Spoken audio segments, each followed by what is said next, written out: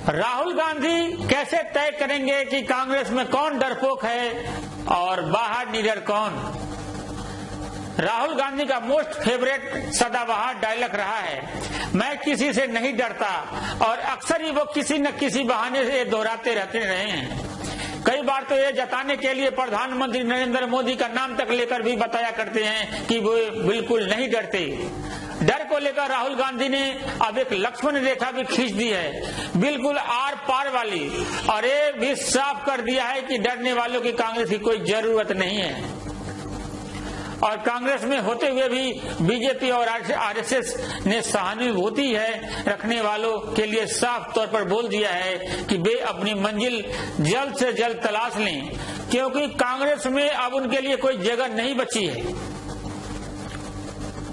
लेकिन राहुल गांधी ने निडर लोगों के लिए कांग्रेस का दरवाजा भी खोल दिया है। जो भी लोग निडर हैं, वे अगर संघ या बीजेपी से जुड़े हैं तो वे कांग्रेस में आ सकते हैं, बल्कि उनको कांग्रेस में आ ही जाना चाहिए। राहुल गांधी ने ये बातें ऐसे वक्त कही है जब पंजाब कांग्रेस में मुख्यमंत्री कैप्टन अमरिंदर सिंह और उनके खिलाफत बगावत कर रहे नवजोत सिंह सिद्धू अपनी जीत पर अड़े हुए हैं और कोई भी पीछे हटने को तैयार नहीं है। इस बीच खबर आई है कि हरीश रावत के बयान और कैप्टन अमरिंदर सिंह के गुस्से के बाद सिद्धू एक बार फिर राहुल गांधी और सोनिया गांधी से मिले हैं, लेकिन उसके बाद मीडिया से बगैर कुछ बोले चले गए हैं। आखिर राहुल गांधी किसे संबोधित कर रहे हैं? कांग्रेस के वे कौन नेता हैं जिनके बारे में राहुल गांधी को लगता है कि वे आरएसएस की विचारधारा से इत्तेफाक रखते हैं और राहुल गांधी उनको डरपोक मानते हैं? राहुल गांधी के ऐसा बयान देने के पीछे क्या प्रशांत किशोर के साथ मुलाकात की भी कोई भूमिका हो सकती है? क्या डर के आगे ही कांग्रेस की जीत है? हाल ही में चुनाव रणनीतिकार प्रशांत किशोर ने राहुल गांधी के साथ साथ प्रियंका गांधी से मुलाकात की थी और खबर यह भी रही कि सोनिया गांधी भी वर्चुअल तरीके से मीटिंग में शामिल हुई थी। मीटिंग को लेकर कई तरह के कयास लगाए गए हैं, लेकिन दोनों में से किसी भी पक्ष ने औपचारिक तौर पर कुछ कहा नहीं है।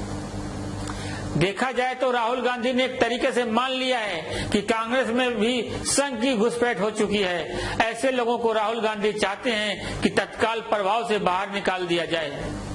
लेकिन क्या कांग्रेस में ऐसे लोगों की पहचान की जा चुकी है या फिर भी किसी शक शुबहे के आधार पर यह राय बनी है? और क्या राहुल गांधी के इस नतीजे पर पहुंचने में प्रशांत किशोर की भी कोई भूमिका हो सकती है?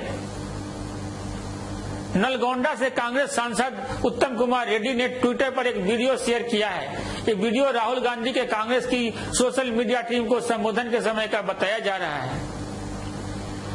शेयर किए गए वीडियो में राहुल कह रहे हैं, बहुत सारे लोग डर नहीं रहे हैं, जो कांग्रेस के बाहर है वो सब हमारे हैं, उनको अंदर लाओ जो हमारे यहाँ डर रहे हैं, उनको बाहर निकालो, चलो भैया जाओ, आरएसएस के हो, भागो, मजे लो, नहीं चाहिए, जरूरत नहीं है तुम्हारी, हमें निडर लोग चाहिए, ये हमारी आइडियोलॉजी है, ये मेरा बेसिक मैसेज है। लेकिन कांग्रेस नेताओं और कार्यकर्ताओं के बारे में पहले तो राहुल गांधी के मन में भी ऐसी कई धारणा नहीं देखने को मिली है। वो खुद तो हमेशा ही किसी से नहीं डरने की बात करते रहे हैं, लेकिन ऐसा भी नहीं है कि कांग्रेस में किसी नेता को डरपोक मानते हैं या बता चुके हों। दिसंबर 2019 में कांग्रेस की तरफ से भारत बचाओ रैली आयोजित की गई थी। रैली जब राहुल गांधी डैश पर पहुंचे तो बड़े ही गर्व के साथ बोले, कांग्रेस पार्टी के कार्यकर्ता किसी से भी पीछे नहीं डरता, 1 इंच भी पीछे नहीं हटता है और देश के लिए अपनी जान देने से भी नहीं डरता है। रैली में राहुल गांधी के भाषण की एक लाइन काफी चर्चित हुई थी और बाद में काफी विवाद भी हुआ था। राहुल गांधी के बयान पर शिवसेना प्रवक्ता संजय राउत ने आपत्ति जताते हुए वीर सावरकर को भी नेहरू और गांधी की तरह सम्मान करने की सलाह दी थी। दरअसल झारखंड की एक रैली में राहुल गांधी के रेप इन इंडिया बोल देने के बाद संसद में खूब हंगामा हुआ था और उनसे माफी मांगने को कहा जा रहा था। सितंबर 2016 में राहुल गांधी के ट्विटर हैंडल से कई ट्वीट किए गए थे और निशाने पर राष्ट्रीय स्वयंसेवक संघ ही था। एक ट्वीट में राहुल गांधी ने कहा था, मुझे आपके जूते और गुस्से से डर नहीं लगता। अभी मार्च 2021 में ही राहुल गांधी ने किसानों के आंदोलन के सपोर्ट के दौरान एक ट्वीट में कहा था, जो मेरे मौन से डरते हैं मैं उनसे नहीं डरता। विधानसभा चुनाव के दौरान फरवरी में तमिलनाडु के थूथुकुडी में राहुल ने कहा, मैं रात में सोने जाता हूं तो मुझे 30 सेकंड के अंदर ही नींद आ जाती है, क्योंकि मैं मिस्टर मोदी से नहीं डरता। तमिलनाडु का सीएम को कितना समय लगता है, और रात में ठीक से सो नहीं सकते क्योंकि वह ईमानदार नहीं है। अब मुख्यमंत्री बेईमान है, इसलिए वो मिस्टर मोदी के खिलाफ खड़े नहीं हो सकते हैं। पहला सवाल तो यही है कि राहुल गांधी का ये मैसेज किन नेताओं के लिए है? क्या राहुल गांधी ऐसे बातें उन नेताओं से कहना चाह रहे हैं जो खुलकर और आंख मूंद कर उनके हाथ में हाथ नहीं मिलाते?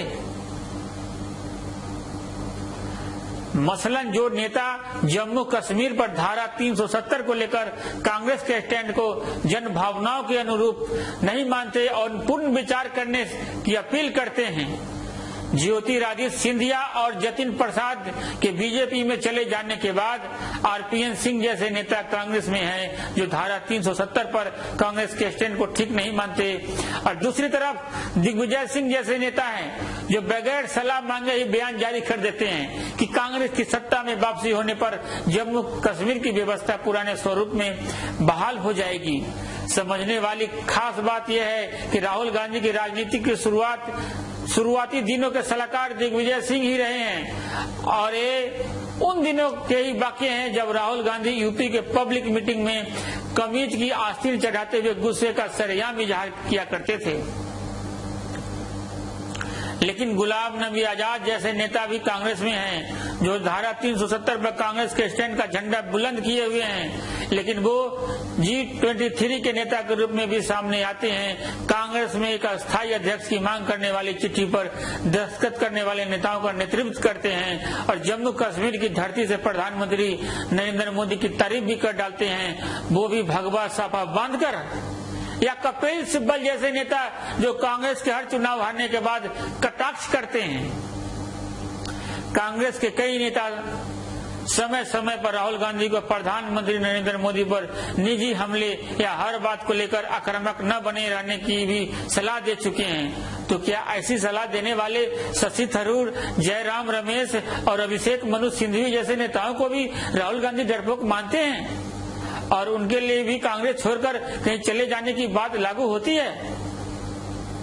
राहुल गांधी ने कांग्रेस से बाहर के निडर नेताओं को पार्टी में लाने की भी सलाह दी है, लेकिन डूबती नाव सवार होने का भला कौन तैयार होगा? ये ठीक है कि संघ और बीजेपी पृष्ठभूमि के रेवंत रेड्डी और नाना पटोले जैसे नेता जो भी हैं, जो 2014 के बाद कांग्रेस के सत्ता से बाहर होते हुए भी पार्टी ज्वाइन किए हैं, और ऐसे नेता राहुल गांधी के करीबी भी माने जाते हैं। रेवंत रेड्डी स्थानीय नेताओं के कड़े विरोध के बावजूद तेलंगाना प्रदेश कांग्रेस के अध्यक्ष बनाए गए हैं और विरोध के स्वर अब तक नरम नहीं पड़े हैं।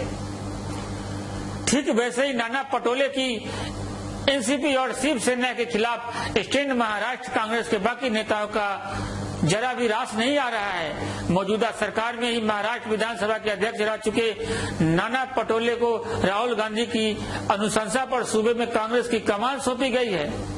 अब वो एनसीपी पर कांग्रेस के साथ धोखा देने का आरोप लगा रहे हैं और आगे के चुनाव अकेले लड़ने की बात कर रहे हैं।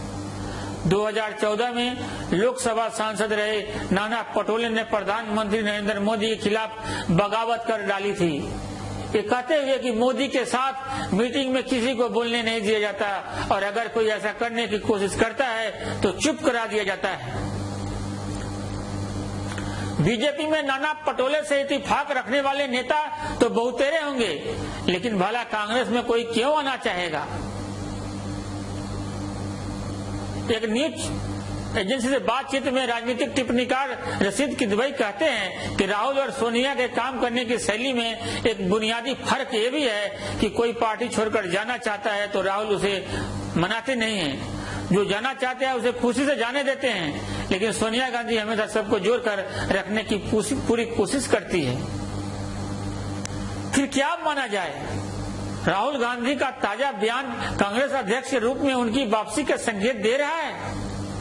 सोनिया गांधी और राहुल गांधी में एक बड़ा फर्क ये भी है कि विपक्षी खेमा सोनिया गांधी को तो पूरा तवज्जो देता है, लेकिन ममता बनर्जी जैसे नेता भी जो राहुल गांधी से मिलना तक जरूरी नहीं समझती, और शरद पवार जैसे नेता भी हैं जो गलवान घाटी संघर्ष के बाद चीन के मुद्दे पर राहुल गांधी के स्टैंड का विरोध और मोदी सरकार का सपोर्ट करते हैं। पूर्व रक्षा मंत्री होने के नाते शरद पवार की बातों को अहमियत भी ज्यादा दी जाती है। क्या राहुल गांधी की नजर में शरद पवार जैसे नेता भी डरने वाली कैटेगरी में रखे जाएंगे? शरद पवार से राहुल गांधी की नाराजगी की एक बड़ी वजह यह भी हो सकती है कि वो ममता बनर्जी के नाम पर विपक्षी दलों को एकजुट करने की कोशिश में कांग्रेस को किनारे रखे हुए थे। जब कमलनाथ ने जाकर मुलाकात की तभी उसका बयान आया कि कांग्रेस के बगैर विपक्ष की एकजुटता क्या कोई भी कोशिश पूरी हो ही नहीं सकती। एक तरफ शरद पवार जैसे नेता हैं जो राहुल गांधी और सोनिया गांधी के चीन पर स्टैंड का विरोध करते हैं, और दूसरी तरफ महाराष्ट्र के मुख्यमंत्री उद्धव ठाकरे जैसे नेता हैं जो डरने की जगह लड़ने की तरजीह देते हैं। सोनिया गांधी ने ही पिछले साल गैर बीजेपी पार्टियों के मुख्यमंत्रियों की एक बैठक बुलाई थी जिसमें उद्धव ठाकरे पहली बार शामिल हुए थे और ममता बनर्जी भी मौजूद थी। तभी उद्धव ठाकरे ने ममता बनर्जी से सवाल किया, दीदी आप ही बताइए डरना है या लड़ना है? ऐसे देखे तो राहुल गांधी को शरद पवार के मुकाबले उद्धव ठाकरे ही ज्यादा पसंद आएंगे, क्योंकि वो तो सीधे सीधे निडर नेताओं की कैटेगरी में फिट हो जाते हैं। क्या राहुल गांधी कांग्रेस नेताओं के बहाने विपक्षी खेमे में भी निडर और डरपोक की कोई लाइन खींचना चाहते हैं?